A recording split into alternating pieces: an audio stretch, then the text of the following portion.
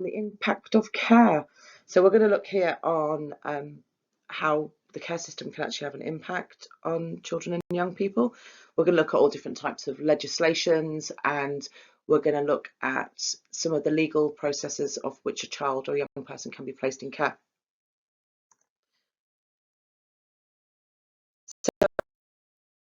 As always, please make sure you don't copy. Obviously, I know you're going to have to write down some of the legislations in this one, but as you're writing, try and give examples of them, how you might use them in your practice. And again, if you've got good examples, always try and answer a question with a really good example. So the first question is, it should be, what are the legislations around looked after children? So what we need to be identifying here is, what are the legal requirements to place a child or a young person in care? So the Care Act 2014 is a piece of legislation which will allow social service to place a child in care, and also the Children's Act 2004. So these types of legislations are around identifying risks for the children and young people, and also ensuring that their needs are being met.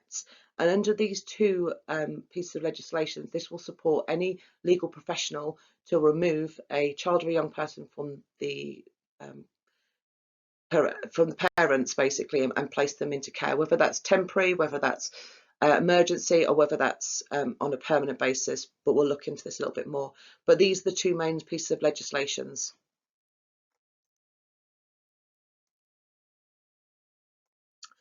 I've also put up here as well, because I want to try and embed this into your teaching as much as possible, the 9 quality care standards. So the 9 quality care standards are something that you will be following once a child is in your care. So whether that's on the brink of being placed in care, so they're kind of being watched by social services, or whether they actually are in the residential home. But these quality care standards are to ensure that the children and young people are cared for properly. So you've got the quality and purpose of care standard, you've got children's views, wishes and feelings standard, the education standard, enjoyment and achieve, health and well-being, positive relationships, the protection of children standard, leadership and management, and the care planning standard. Now, you do need to learn these. These are going to be things in your final exams, so make sure you try and have a good sort of look into these. We will go through them at the end, so don't worry anyway, when we get to the end of your qualification. But the quality and purpose of care standard is making sure that everything is done correctly, everything is addressed, identified, recorded, reported, shared, all that information. Children's wishes and feelings, obviously we need to incorporate the child's views, wishes and feelings at any point. You'll do that with key working sessions, you'll do that with records of conversations, just listening to the child. Education standards, so it's a massive piece of legislation in place stating that a child is entitled to an education. Enjoyment achieved standard is around ensuring that the child has forms of enjoyment in their life, whether that's them going to trampoline parks, whether that's going to scouts, youth clubs, things like that. They need to be able to enjoy stuff, but they also need to have feelings of achievement. So you're going to implement stuff like this to be able to make them feel like they've achieved something. It's about ensuring that they're developing correctly. Health and well-being, obviously, to make sure their health and their well-being is good. Relationship, so obviously building those positive relationships up. Protection of children, so obviously looking at safeguarding the young people. Leadership and management, to ensure that the managers are incorporating all of these procedures into practice, making sure that all staff are qualified in the relevant sector, and making sure that the regulations, the home regulations, are being followed. The care planning standard is obviously making sure that the plans are relevant, up to date, and renewed as soon as possible where they need to be.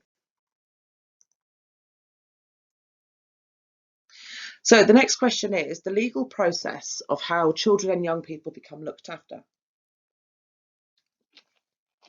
So children and young people can become looked after under a multitude of reasons.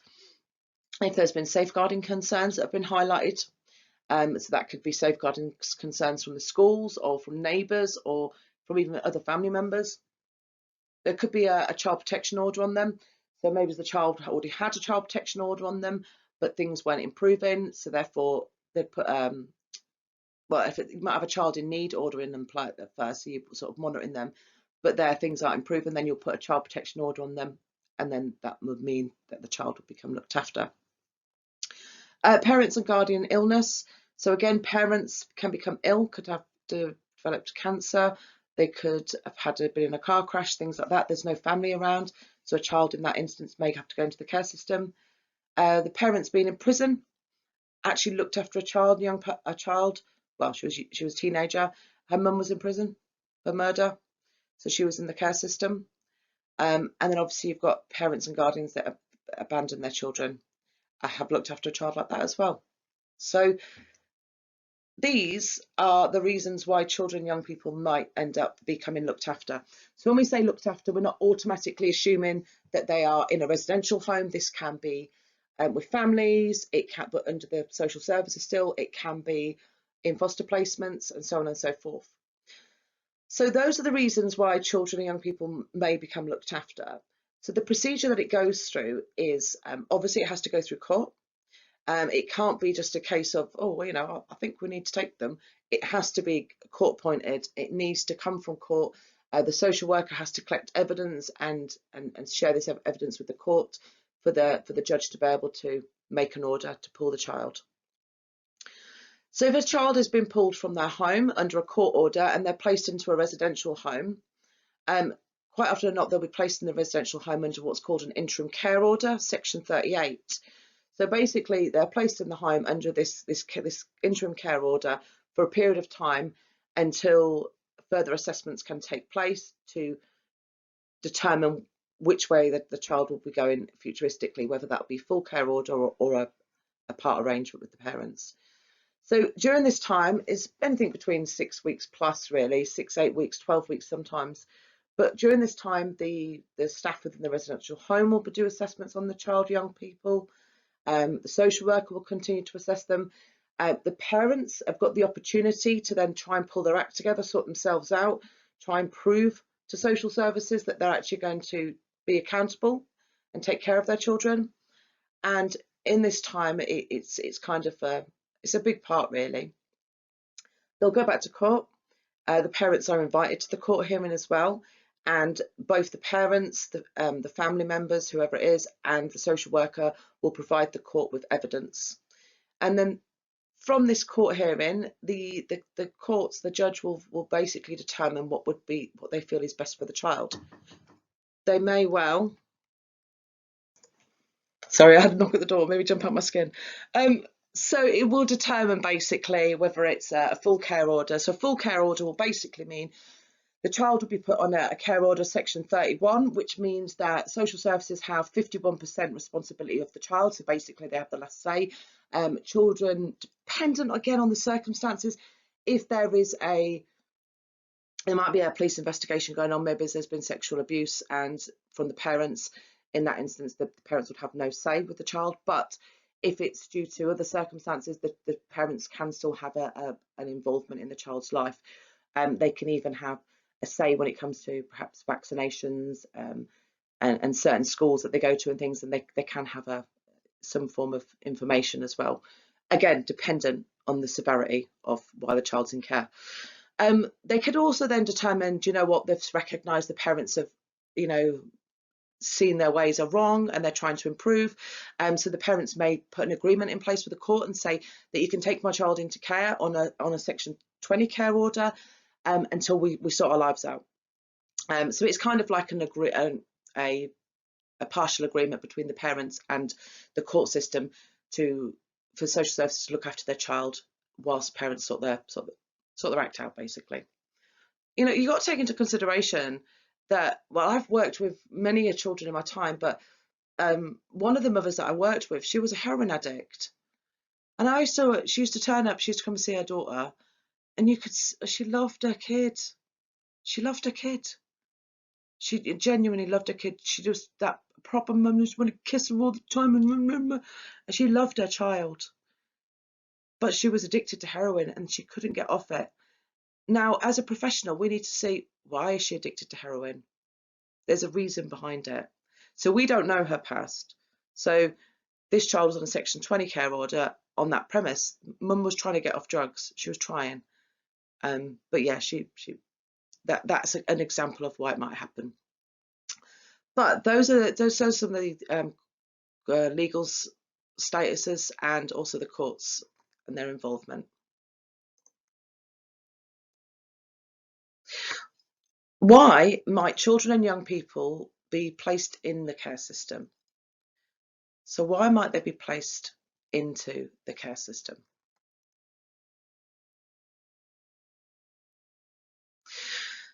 Factors that lead children entering care. Obviously, we've been quite generic when we spoke about earlier about safeguarding concerns, child protection, so on and so forth. But I want to pick it to pieces a little bit more. So, obviously, abuse, neglect, death of the parent. Again, I've worked with a young person like that. The parents died. Both the parents died in a car crash. Health and mental health of the parents. Again, that's been an experience I've dealt with. Child's choice. So did you know that children can opt to place themselves into care? They can. They can choose to go into care. They can ask the social services, and the social services will put together some sort of assessment and plan. And if it's doable and the child wants to, and they recognise it's beneficial for the child, they'll place the child in care.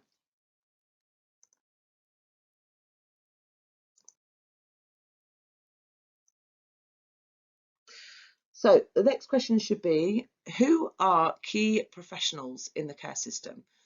Excuse me. So we've got social workers, CAFCAS, legal professionals.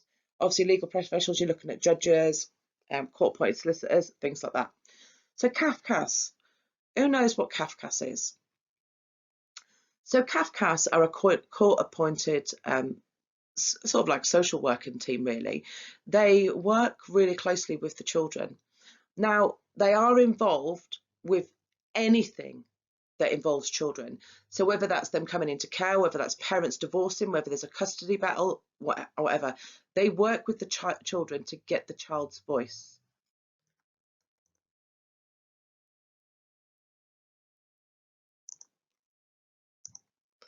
So here they are broken down a little bit more. So social workers are to ensure that vulnerable children are protected and supported. Also, they need to ensure support is given to a family who may have been struggling with parenting. It's really important to take that into mind as well, is social workers don't just want to take kids. That's not what they want. Where possible, and this is a really good example of your outreach programs that you have in place. They don't just want to take children. They want the children to stay with their families as much as humanly possible. And that's where this outreach system is coming into place and deeming so effective. It's proven that a child is better to stay with their parents, even if it's not deemed I don't want to say the best place, but the most idealist place, as long as they've got some level of care and basic needs being met. Long term, it's more beneficial for that child to stay there than it is to go into care. So CAFCAS will be working really closely with the kids. They'll be ensuring that the kids' voices are being heard. So obviously, when it comes to being placed into care, they may be saying, look, we think you're going to be placed into the care. Would you feel about going into foster placements if it's possible? Would you prefer to go into residential straight away? And you'll be kind of talking about all those sorts of things, really. They'll also be getting information off the parents, perhaps, as well. It's a possibility. And also I've put on there as well, legal professionals. So the role is to take into account the child's wishes and feelings about what they want to do. They then help the other professionals to recognise and take into account where the child's wishes and feelings are coming from, and to help the child get what they wish. Again, it's just additional support around the children. So why do children experience multiple transitions and traumas? So think about that. Think about, why might a child experienced a number of transitions already and a number of traumas before actually coming into the residential home?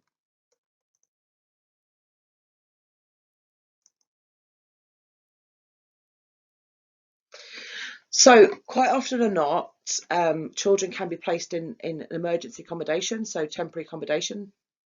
especially if there's a high risk their involvement. They can sometimes take the children and put them in emergency placement straight away. So that could be a transition as well. It could be a case of that they've had to be moved out of their local area. We know that when there's real serious concerns with children, they will be moved at least 40 miles away from their families or from the parents or wherever the concern is really, or whatever the concern is, shall I say. Unable to settle as well. So they may be bouncing around homes because they're unable to settle where they've been placed. Now I want you to look at this a little bit more deeper. So from my experiences, and you'll probably have had these themselves, but quite often not, children and young people have bounced around family members before actually they've got to this stage. They might have gone to live with auntie for a bit, might have gone to live with gran for a bit, gran couldn't manage the behaviours and then gone off to back to aunties again, could have gone on to another aunties, could have come back to mum, could have gone to live with a friend for a little bit. There's been times when the children have bounced around. Now, also what I want you to take into consideration as well is all of these moves and all of these transitions is one thing. So moving house, moving to a different location, moving to a different family is one thing. But do you remember being a child? And I remember some elements of it. And I remember when I got to a certain age that my friends were much more important to me. It sounds awful, but I was more devastated when we had to move away from my friends than I was about actually leaving the home. So when you're looking at these transitions and traumas, leaving schools, if they're in school, obviously, leaving their friends, leaving everything they've ever known to bounce around again to another home, to potentially go on to another home, to go to whatever. These are transitions and traumas that could be had by the child as well.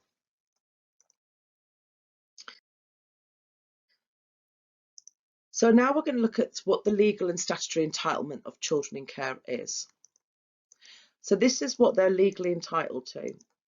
When they come into the care sector, they're entitled to visits. So that'll be visits from their social worker. The social worker is supposed to have contact and visit the child every 6 weeks.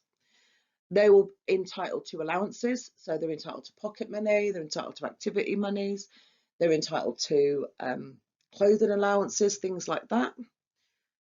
They're entitled to have contact with their family members, again, where relevant, where possible. If there is an investigation going place at the moment where there has been concerns of sexual abuse or extreme abuse and the parents are under investigation, then they probably won't have contact with the child. And preparation for reviews.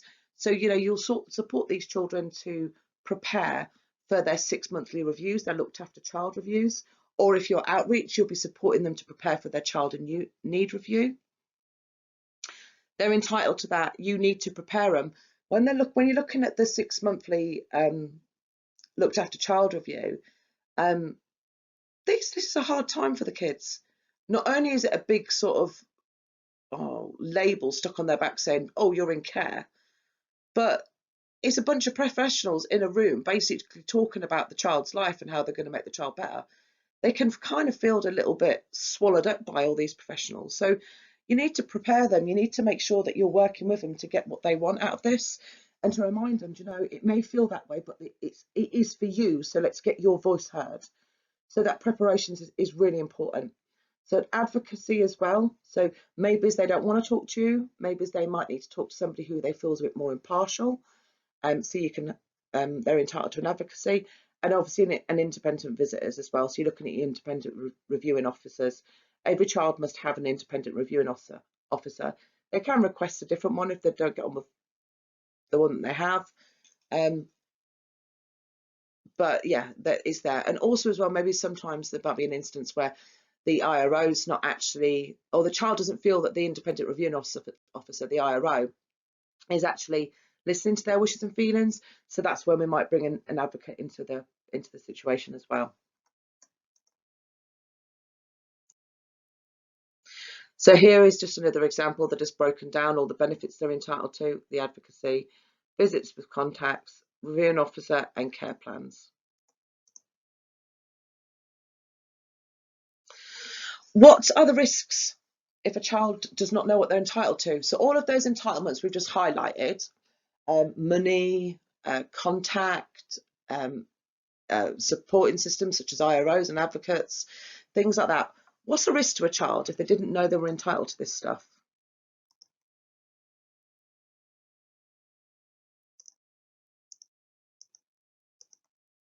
So their needs might not be met, because if they didn't know they were entitled to certain things, how are we going to be able to, if they, I don't know, so for example, if they didn't know that they were entitled to have cultural money because they've got afro hair, and they didn't know they're entitled to cultural money to be able to go and buy out the special hair products that they needed to keep their hair smooth and controlled, their needs are not being met. Their cultural needs are not being met. If they didn't have the preparation for the LAC reviews or the child in need reviews or education reviews, whatever it is, the assessments will not be good. So when we're completing this assessment during the looked after review, they won't be as good and they won't be as accurate, and you probably won't really get very good assessments really. Overall, really, you have a duty of care as a practitioner, as a social worker, as all of those professionals involved with that child's life. You have a duty of care to ensure they have a good understanding of what they're entitled to. Yeah, so we need to work together and make sure that we are letting these children know. Think about it, actually, before I move on to the next one. All right, let's think about it from this perspective. Okay, say, for example, that a child did not know that they could speak to their mother. So they've been taken from their family, they've been placed in care. But if a child did not know that they were entitled to speak to their parents, how would that make that child feel? Very, very isolated, very, very alone. So we have a duty of care to try and make this transition and this time frame as comfortable and as manageable as possible. So we're not here to cause any more traumas. You're not there to cause any more upset, hurt. We are there to try and minimize it. So you need to let them know what they're entitled to. It's a really important part of your job role. Obviously, the contact thing is quite difficult because we might not have the full story about why they're in care, but you can certainly try and advocate for the rights of the child. You might need to speak to the social worker and say, like, what's the situation? Can they speak to them on the phone? I'm happy to supervise it. Can they send a text message? Can they use the works mobile to send a text message? Can they do a Skype call? Blah, blah, blah. You might have to work with the social worker to see, and that's all determined on the significance of the removal.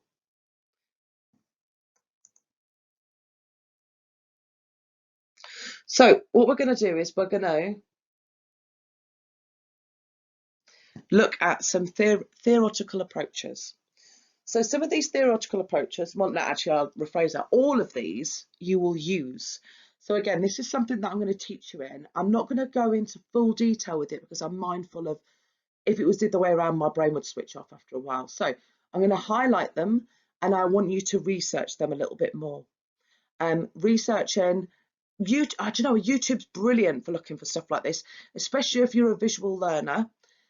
You can go on YouTube and you can watch little videos. There'll be 3 or 4 minute videos on stuff like this. So go and have a little research and see what you can find. But let's have a look at how these may link into your daily practice. So social pedagogy. So I always pronounce this wrong, but I've learned it's pedagogy. So pedagogy's theory. Basically, he focuses on the supporting children holistically. So looking at that real holistic approach, working with a number of professionals to make sure that the child's need is met. You'll be working with doctors, nurses, social workers, or IROs, schools, parents, team within the home, maybe as professionals like therapists and counsellors outside of the home. You'll be working with a multitude of people, and it's delivering that holistic approach, making sure that everyone's got an understanding of how you're supporting this child.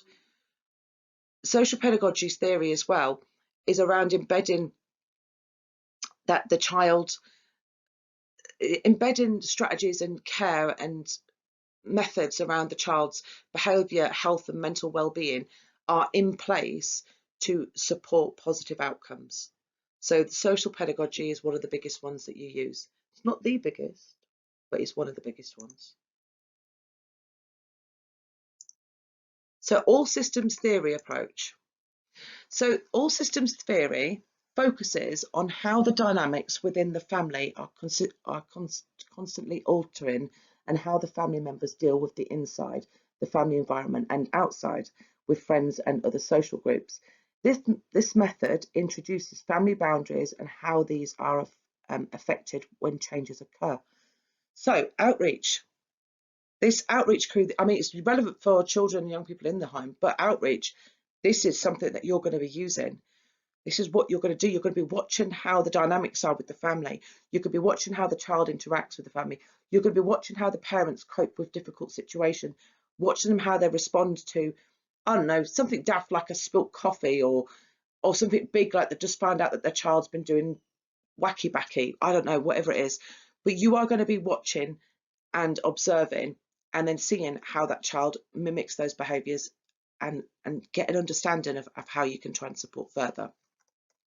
It is relevant for inside of residential as well, because of this sort of method will help us be able to identify specific behaviours within the child that we can manage more effectively. The lifespan theory. So the lifespan theory focuses on the needs of each individual and how their personality. So this theory, it considers how children develop through into adulthood. It identifies their individual needs, their individual personalities, and it's about recognising how to support this development and recognise when things aren't perhaps going the way they should be. But I've put a little bit on there anyway. It basically says it focuses on the needs of the individual and how their personalities affect their motivation. The theory considers how children develop through adulthood into old age, and the changes that occurs impact on their behaviours and attitudes. So think about how you might use their personality to motivate them. It could be they're really positively attached to music. So you might use music to motivate them to clean the kitchen or clean their bedroom. They may have a real connection around any form of sports. They may just be like loving clothes, really like clothes. So you might have to put incentives in place to actually get them to move. They might just like to spend time with people. So you'll be weighing up their personality and recognising what you can get them moving with to progress with.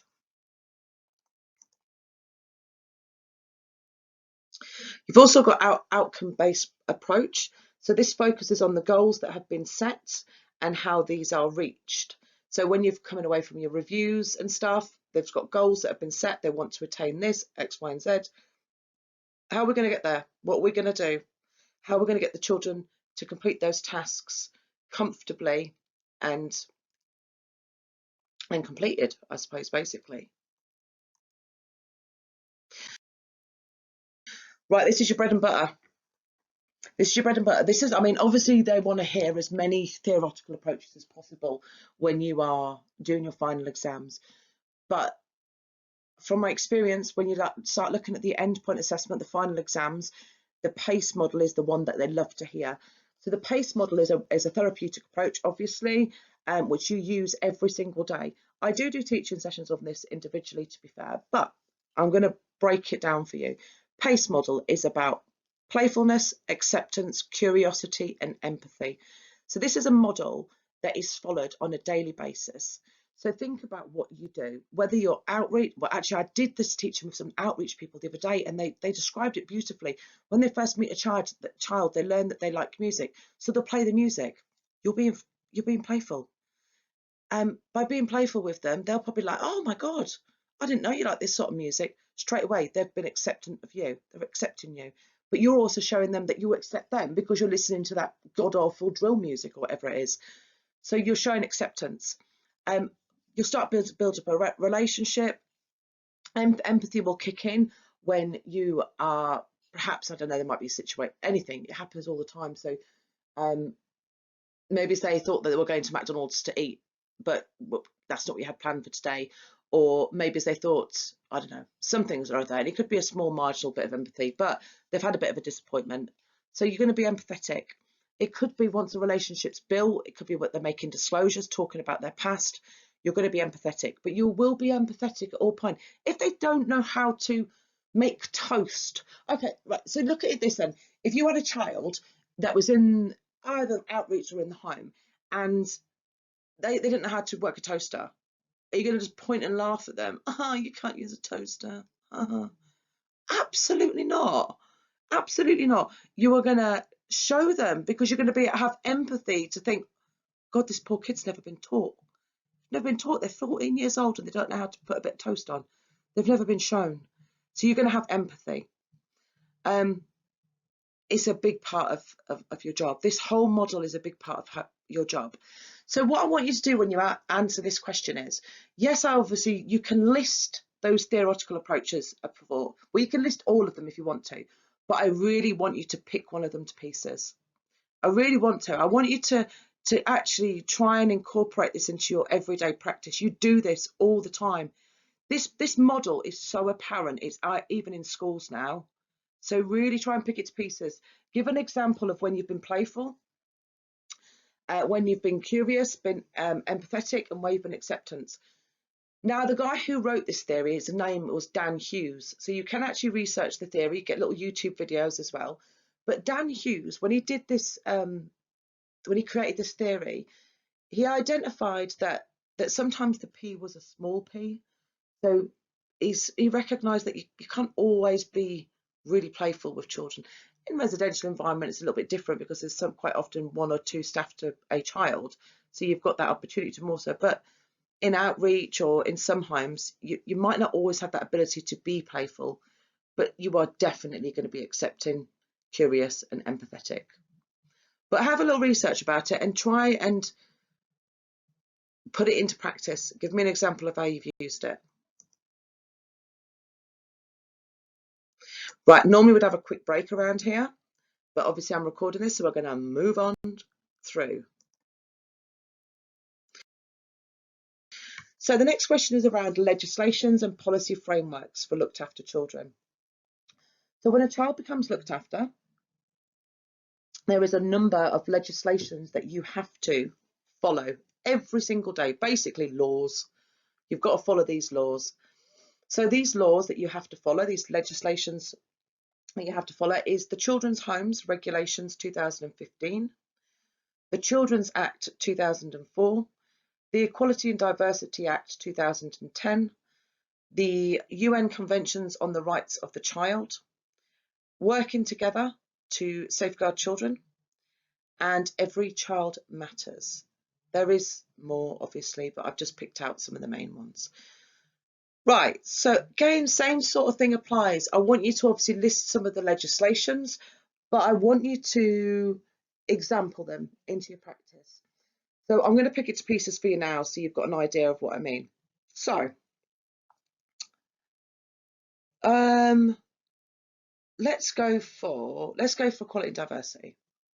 Okay, so you could list the legislations, and then you could say something for instance, the way that we follow or adhere to the Equality and Diversity Act 2010 is, even for staff, when we interview staff, when we are putting out a job application form for staff, we're always following the equal opportunities. We're ensuring that if there's any disabilities, that we're implementing strategies to support the staff member, and we have this culture within our home supporting staff as well.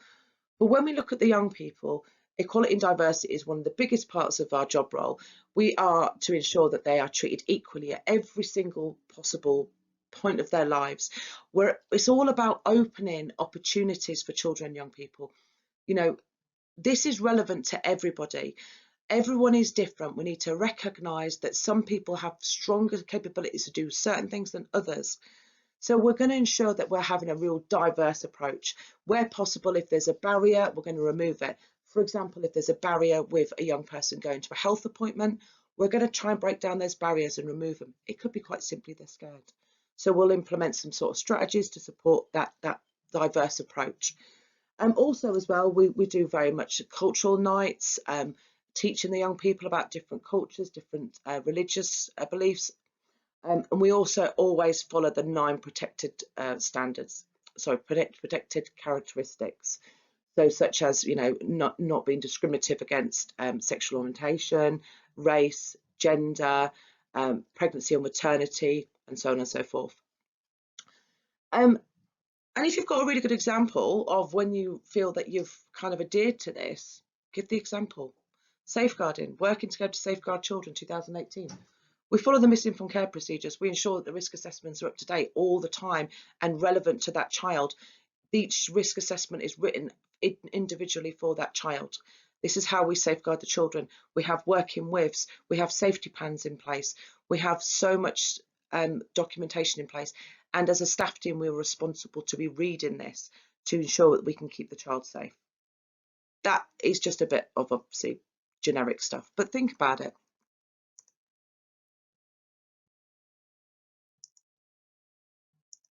So this is some of the legislation just broken down a little bit more to help you sort of like pick that to pieces.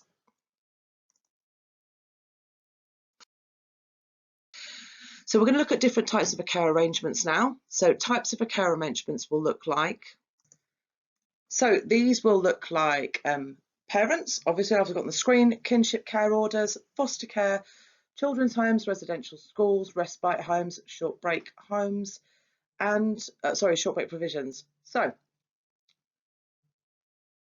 I sip my coffee. Parents, obviously. So you might be looking to ensure that the child stays with the parents.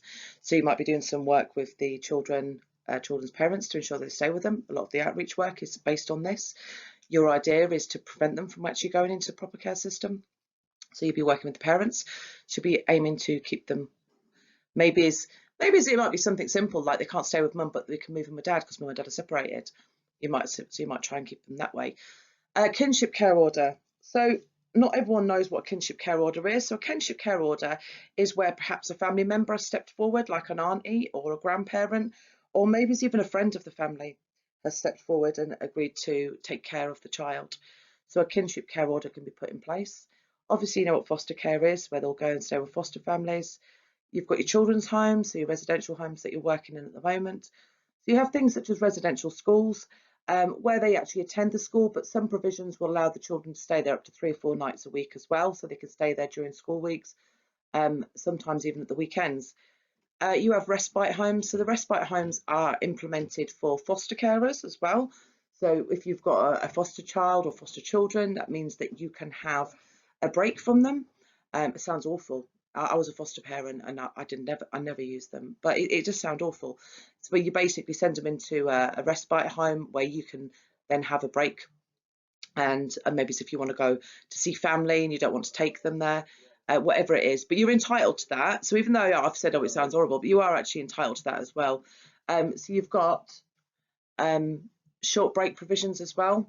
So short break provisions are something that are, well, actually, there are a lot of them at the moment, to be fair, where, especially around disabilities, where parents will use these as interim placements for the children. So, if you're looking after a child that's got a disability, it might be a case of that you may need a couple of days where the child can go into another placement so you can actually spend time with the other children, or to regulate yourself, because looking after a child with disabilities is very, very difficult.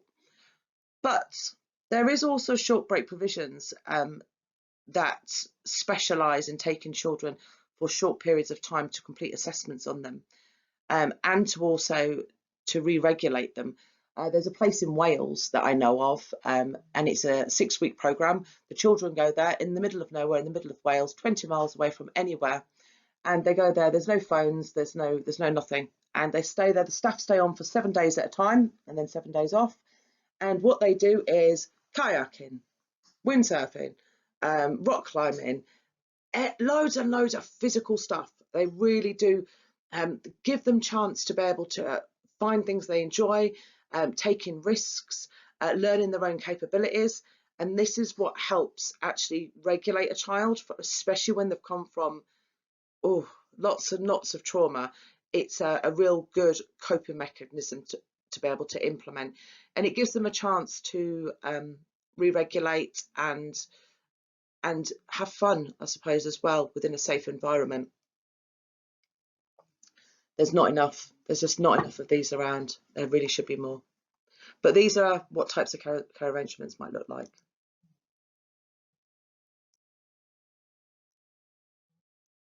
So there we go. They're just broken down a little bit more, staying with parents, kinship care order, foster placements and children's homes. So it's just a bit more for you to read into. So the next question is, what is good practice? So what is a characteristics of a good home? This is what it should look like.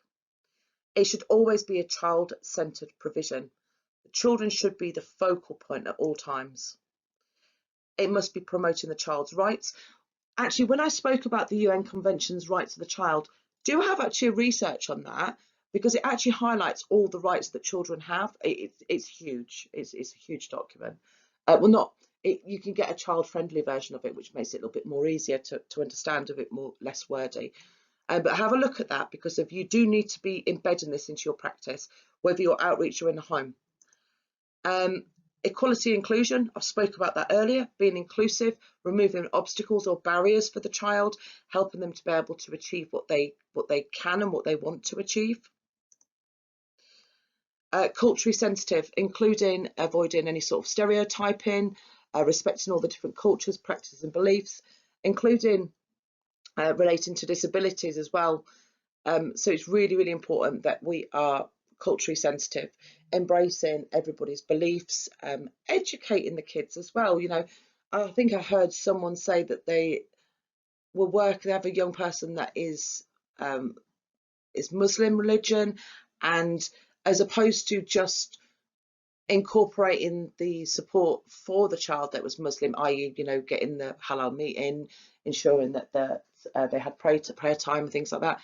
They actually got the young people within the home involved in that child's religion as well, so they learned a little bit more about that child's beliefs, because of it is a way of ensuring that they weren't segregating the child because of their beliefs. Really good practice, I heard, and it was really nice to hear. They taught them about Ramadan, they taught them about the different times that they can eat, they taught them about what the beliefs are, what the food is they ate. They spoke about all sorts of things, and it was done as a group, which is really good practice. So networking. So one of the biggest failures throughout a lot of the social services in times over the decades has been a failure in networking, which is that multi-agency approach. It's proven right from Victoria Klimby, Baby P, those children might not, I say might not, they might not have died if the communication between the other professionals had been strong. So when you are doing this multi-agency, when you're having to email the social worker, when you're having to email the school, when you're having to phone the school, when you're having to phone the parents, when you're having to get in contact with therapists, when you get in contact with, all of this work is for a reason. It's not just cause. There is a reason behind it. And the reason is because there has been so many deaths and failures around this multi-agency. So that is why it's really important to ensure, and that's why it's on the good practice list. And advocacy. Ofsted really do like to see that each child has been offered an advocate or do have an advocate. And this is the levels of what you'd be getting. This is what Ofsted are looking for an outstanding provider. They want to see that you're child focused, that you're promoting the rights of the child, equality and diversity is being promoted, advocacy, networking and cultural sensitivity. So this is what Ofsted's looking for. So when you want your house to be an outstanding, this is what they're going to pick apart. Pick pieces, pick apart. Yeah, that's what we're going to be looking at. So keep that in mind. I've added this on here. I'm not going to read this because I'm mindful of time and I don't want to be draining on too much. But do read this. I was doing some research for the endpoint assessment exams, and I come across this overview of the key principles of residential care, and I loved it. I really, really loved it. So I've copied it and put it onto here. And when you get a second, read it, please, because it's beautiful and it's really exactly what you're aiming to achieve.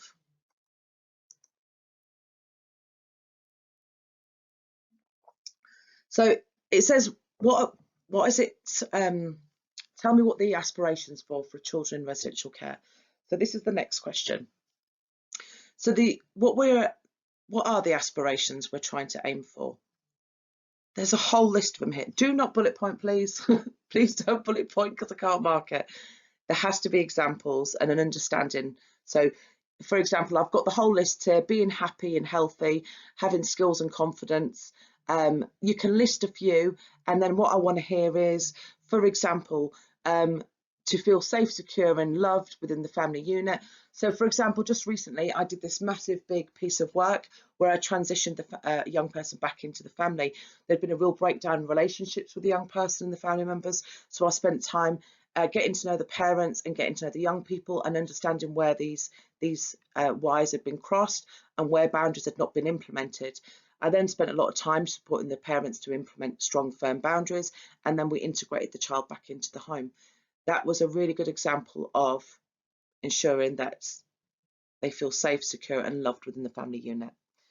If it was residential, think about how you make them feel safe, offering them reassurance, putting in those boundaries. Oh my days, boundaries and rules. Oh, everyone hates boundaries and rules. But you know what, for a child, if you've got boundaries in place and if you've got rules in place, a child can go through lots of turbulent times smoothly-ish, as long as those rules and boundaries stay implemented. Those rules and those boundaries will what support the child to go through any sorts of difficult times a lot more smoothly. Simple. Even if you look at it in the outside world, if you're looking at parents that are getting divorced, maybe his mum and dad's separated and the children are staying with mum. So this is a really tough time for kids. But if mum keeps those boundaries firm, keeps those rules firm, the transition will be a lot easier and manageable for the child. It's fact. But there's a whole array. So what I want you to look at, obviously, take a few of these, and give me examples of what you're trying to do. So tell me how you're trying to make sure that they're being healthy and happy. Tell me how you're trying to ensure that they feel like they belong, that they're becoming independent. You know, at the end of the day, that's what we're striving to achieve, isn't it? Independence, happiness, and to go off and be a great human, be a great adult. So yeah, don't bullet point, make sure you give me some examples on some of them. Right, there's a random question in here. It's about the youth justice system. So I'll do a little bit of teaching on this. At some point in your career, if not already, you'll come across the youth justice system. So the youth justice system is a piece of law that's in place to support children and young people to prevent them being criminalised. So quite often not your ethos of your home would normally be not to criminalise children. So if there was any damage caused, if there was any sort of assaults and that, we would normally not really report it to the police unless obviously a staff member had been assaulted and they wanted to. That's their prerogative. But we try and refrain from doing that as much as possible because we're not here to try and cause any further trauma to the child. But having said that, children are going to make mistakes. There's going to be behaviours. They're going to have kickoffs. They're going to have times in their lives where they feel angry with the world, frustrated, and they're going to take it out on the nearest thing. But what you have to also take into consideration is perhaps if you're looking at the children that are on the brink of care. So with children in care that are smashing stuff up and that, it might be managed in-house, but children on the brink of care. So in an instance, what you need to think about is, say you've got a child who is 11 or 12 years old and they've been caught in Asda stealing food, stealing bread and ham and crisps or whatever, they're stealing food, okay? They get caught, they get arrested, and Asda says, oh, I want to prosecute them. So think about that dynamics. They're on the brink of care.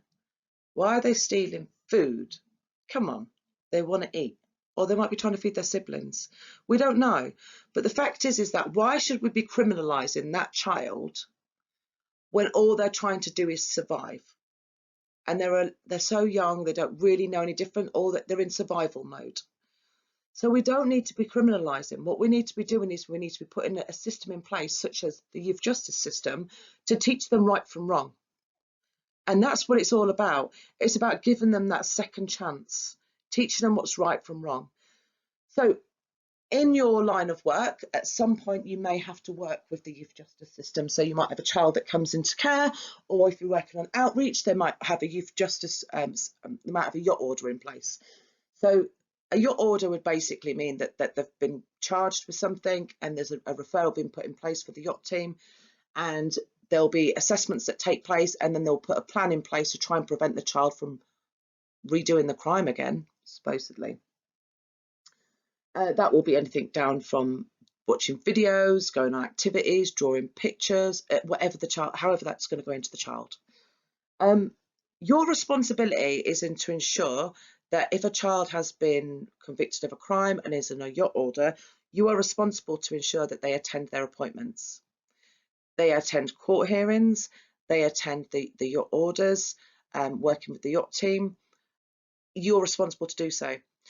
Having said that, please do keep into mind that we have a duty of care for these kids. So for in an instance, if a child or young person has been on family contact and they'll come back from family contact and it's been horrific, and they've got a yacht order meeting on Monday and they had family contact on Saturday, you have a duty of care for that child to not set them up to fail. So in my professional opinion, you need to be making that call to the youth worker, the order worker, and you need to be saying, listen, they've had contact, it's gone really, really bad, kind of give them an overview of what's happened, and it's given that yacht worker the opportunity to identify, might not be a good time to do this piece of work with them, it might not be a good time to actually do any work with them. Shall we reschedule? Shall we do something different, a bit more light-hearted? Shall we come to the home today instead? So what I'm trying to get at is, you have a duty to make sure you don't set the kids up to fail, because it isn't their fault. Why is it their fault they've gone on contact with their mother or their father and they've been an absolute idiot? You know, the kid, not the kid, the child. Damn it, words. The adult, not the child. Why is it the child's fault that the parents have been idiots? It's not their fault. So we're not going to punish them any further. So you have to collaborate with them. If they've had a bad week at school, if there has been some worries about further crime, maybe they've been out on free time and you think they've been on the old wacky-backy, you will be collaborating with the youth justice team and say, I don't know if they're doing it or whether they've just tried, I don't know. You have to collaborate, because they will be able to adapt their strategies and their assessments that they're doing with the kids to support them more effectively. So realistically, it's actually really blinking important. But really, I mean, if you want to learn more about the youth justice system, please, by all means, get in contact with me. I'm happy to send you some teaching on it, because I think it's a big part of within our line of work, whether you're outreach or working in the home, that you need to know, because we are here to stop the criminalisation happening.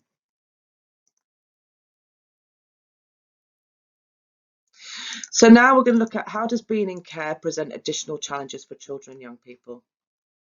So I've put a few up here. Obviously, they've come from a traumatic background. They have been neglected, abused, let down by multiple people before they've even come into your home. So there could be difficulties with them not trusting adults. Simple. I'm not trusting you. Every adult I've been in my life has failed me massively. Oh, nobody cares about me. What is the point? Also, they may not even have any idea of how to build a relationship. They might not have an idea of what a good relationship should look like.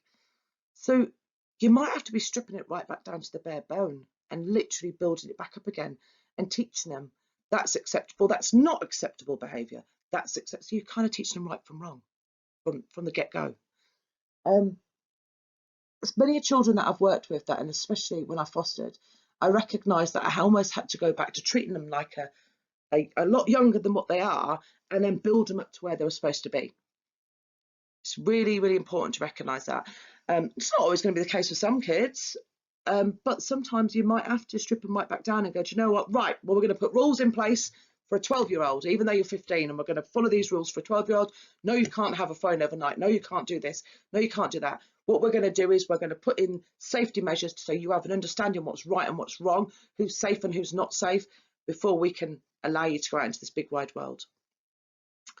So think about how you do that, because if care does present additional challenges, kids can't, kids in care can't just go, oh, I'm going out, see you later. No, sorry, they're not allowed out. They're not allowed out until they have identified that they have a good understanding of how to keep themselves safe, because outside is dangerous, especially for children in care, because their vulnerabilities are through the roof. Because of the abuse, because of the trauma, because of all the letdowns in their life, all they want more than anything is for somebody to love them, somebody to acknowledge them, somebody to give them the time of bloody day. But so they can't just walk out. We have to make sure that they keep themselves safe. So there's a lot of stigma around being in care. I've seen it firsthand.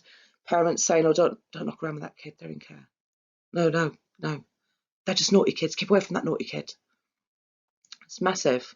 It still happens. The stigma about it in education as well.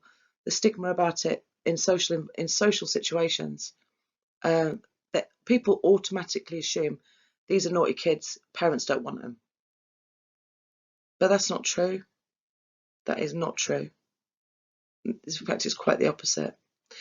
But there is a lot of stigma around it. So that presents difficult challenges as well. Think about how that might have been apparent. And being away from the family. So I've put there, living away from the family. Come on. Oh, mum and dad might have been rubbish, but nan might have been the best person in the world. They might miss their nan immensely. They'll probably miss their mum and dad, to be fair, because we all know that, children recognise, they love their mum and dad, and say all of a sudden that this, something bad's going on between mum and dad's life. Children don't automatically see, oh, mum and dad are having a really hard time because the bills have got really expensive and mum's just got addicted to drugs and she's just become a drug addict. They actually interpret that onto themselves, and they think to themselves that I'm unlovable, it's my fault, I've done this. So it's really important to recognise that they don't necessarily always have negative feelings towards their parents. It's sometimes quite the opposite. They don't understand why they've been taken away.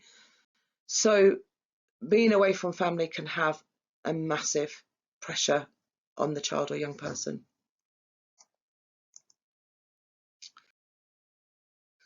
So I just started saying that a minute ago. Why is it important to recognise that all children in care are vulnerable?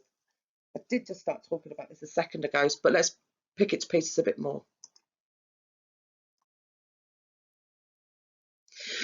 So children and young people in care, I've just said to you, didn't I, that, quite often or not, a child that's in the care system have been subjected to neglect, abuse. And when I say about abuse, I'm not just talking about physical abuse or sexual abuse. I'm talking about emotional abuse, financial abuse. Some parents are narcissistic, so therefore they've had narcissistic abuse. There's so much abuse that happens under that abuse umbrella. But like I said to you a minute ago, children don't interpret that mum and dad are just rubbish people or crap people, or things are going wrong in their lives at the moment. That's why I'm getting neglected. That's why I'm not getting well, or they're distracted, or mum's got domestic violence, and dad's hitting mum, and that's why she's being mean to me. They don't see that. They internalize it as that they're the fault, and that nobody loves me, nobody wants me. Why can't they love me? Why do they, look what I've done, I've made this happen, and they kind of internalize all the situation.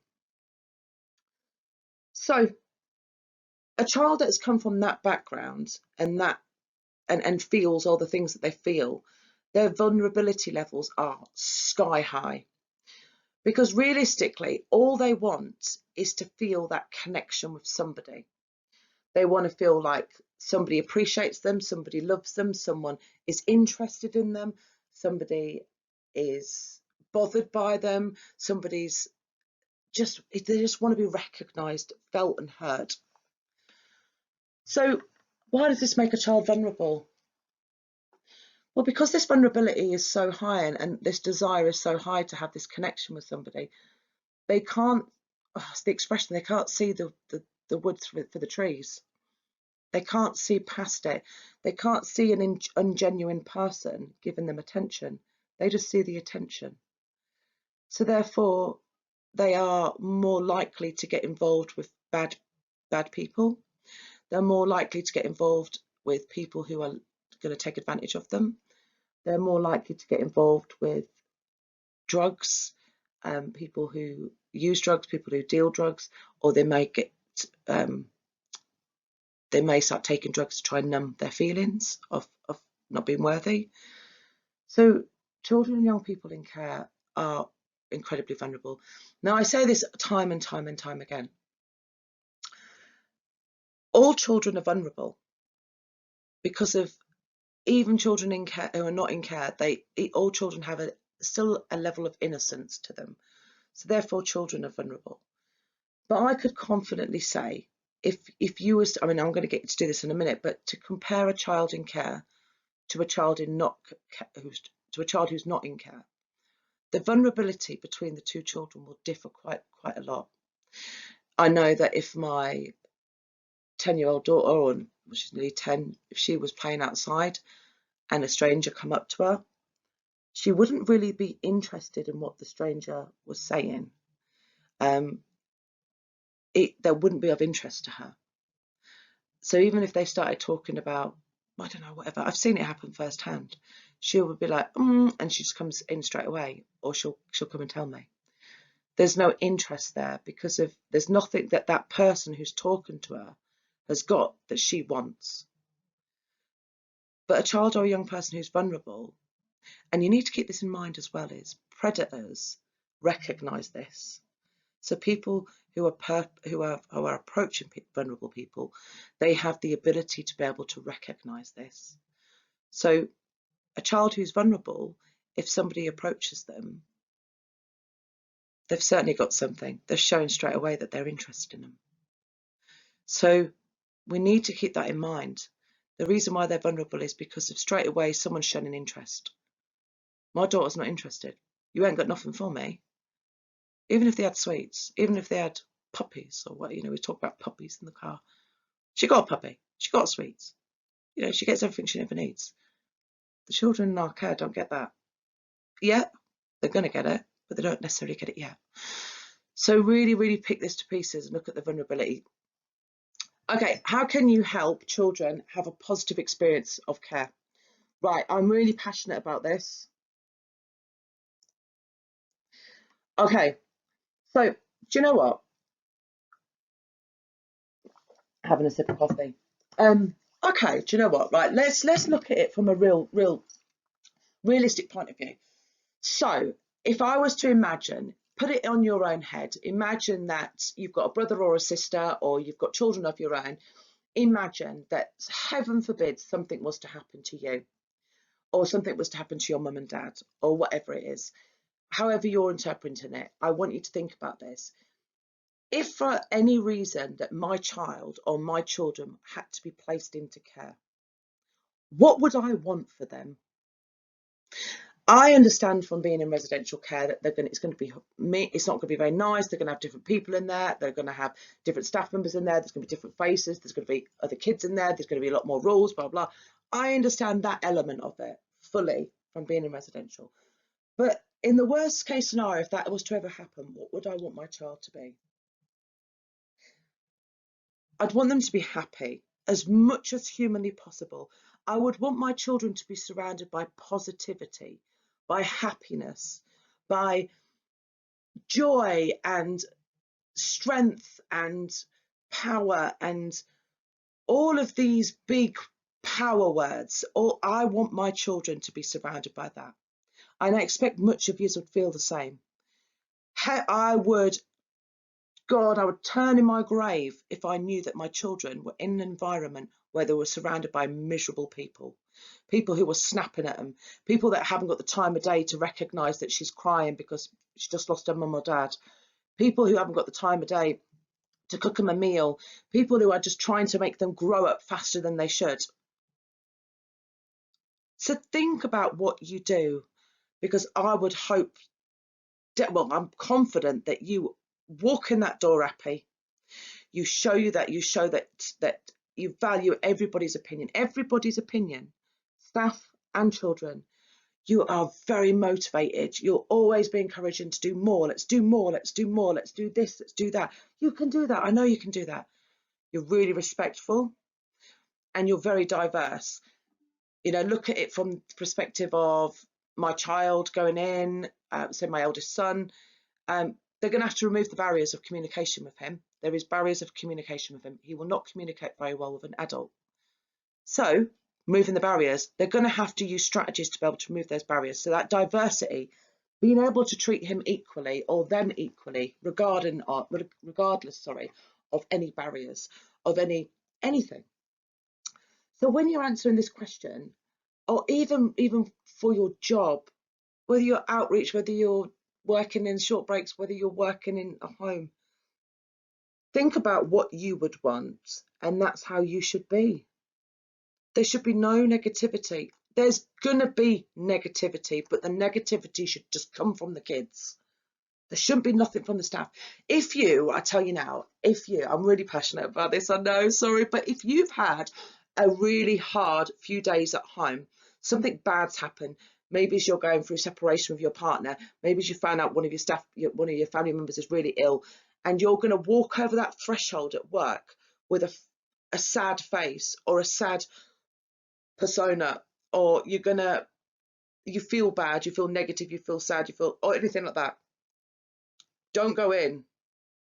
I mean, literally, speak to your manager and say, I'm not great. It's not fair. They don't need any more. Your managers will go mad with me for saying that, but they don't need any more. These children do not need any more negativity. Yes, I'm all for teaching them that crap things happen in this world. I very much am, because I think that sometimes children are wrapped up in cotton wool, so much so that we actually can create crappy humans, crappy adults. So yes, they do have an understanding, but you teach that within your home. My children in the home, my staff members used to be able to come into work sick, and we're not sick like life-threatening sick, but if they had a bit of a cold and they were feeling a bit crappy, my staff could come in. Do you know why? My children used to look after them. They used to love giving them empathy and sympathy, and, oh, sit there, I'll get you a blanket, darling, or should we watch this movie together? Oh no, don't worry about that today, let me just spend. And they want to nurture them. That's amazing. Amazing that a child is wanting to nurture an adult. You've taught them because they've not learnt that from their parents, just FYI. They've learnt that from the staff. When they've been sick, the staff have nurtured them. So think about it. Look how those children have nurtured that staff member. Obviously the staff member was fine, they were all right, but they were teaching them manners at the table, teaching them to all these things. This is what you're going to do, but you have to be able to teach them and to learn that things are not always going to go right, but you don't bring your stuff in. Your stuff stays at the door. I've had people talking about divorces, I've had people talking about all sorts of things. I'm like, oh my days, please don't take it on the shop floor, please don't go out there with it. So yeah, I am really, really passionate about that, and I think that's really one thing that you always need to have a clear mind on when you're going in. And obviously you have to be competent. You have to be able to know your job inside out, upside down. And then obviously you've got to ensure that you are doing activities with them, giving them really good experiences, taking them. Do you know what? Sometimes, right, from my experience, I always found that sometimes the simplest things are the best. You know, we take them trampolining. Let's give them this opportunity of going trampolining. Let's take them to the water park down the road there. Oh my God, do you want to go go-karting? Do you want to go ice skating? Do you want to do this? Do you want to do that?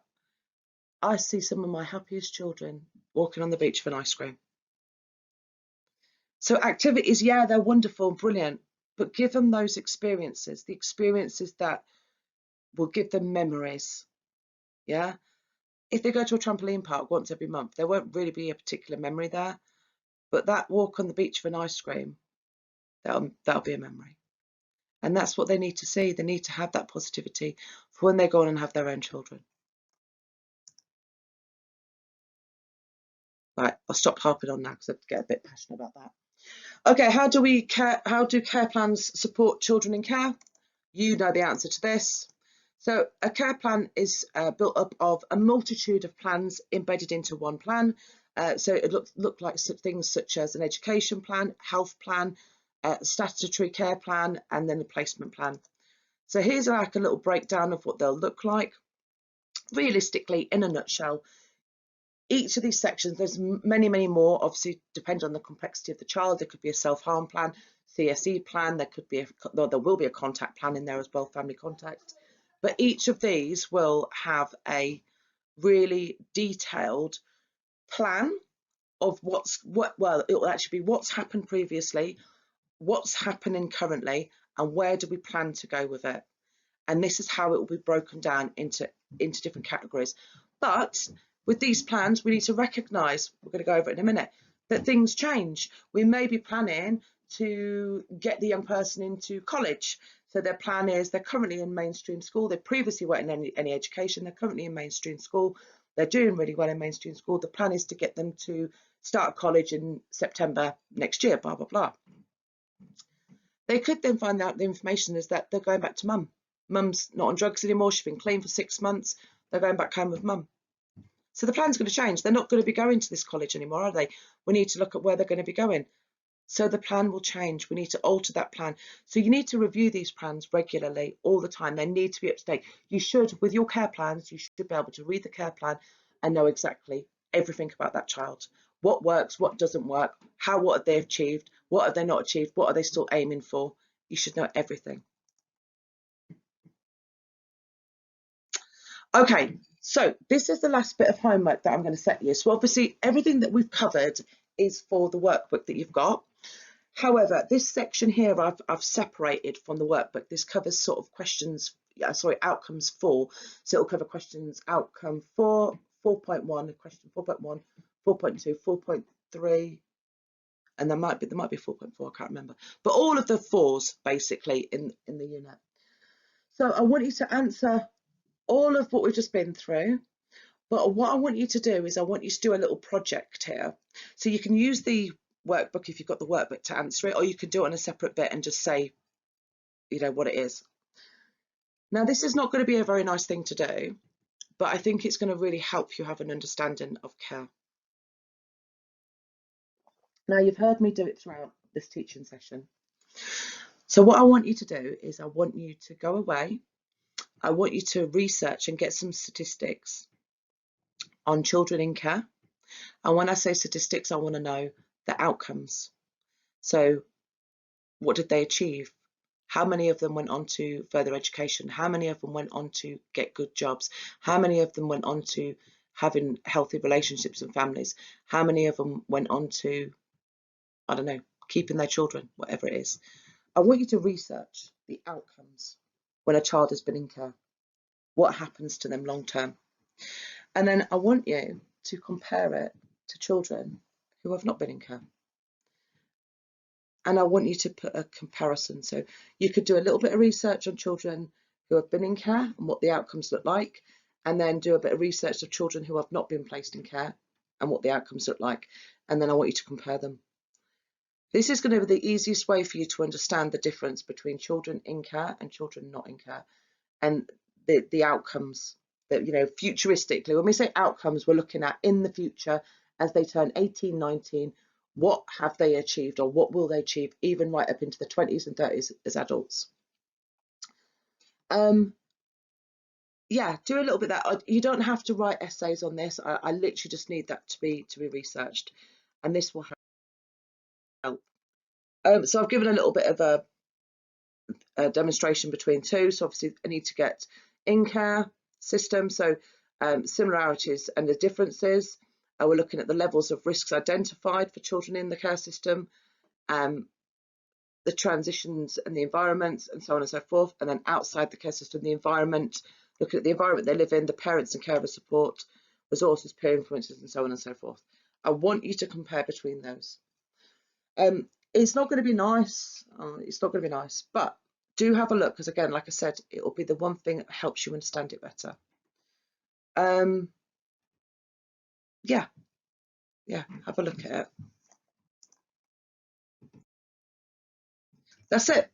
It's a big session today. I hope you've enjoyed it. Obviously, I've been a bit passionate on some elements. but it is a big unit. So once you've completed it, it's equivalent to a lot of credits. So use the session, refrain from bullet pointing, like I always say. If you need anything, obviously give me a shout, but thank you for attending.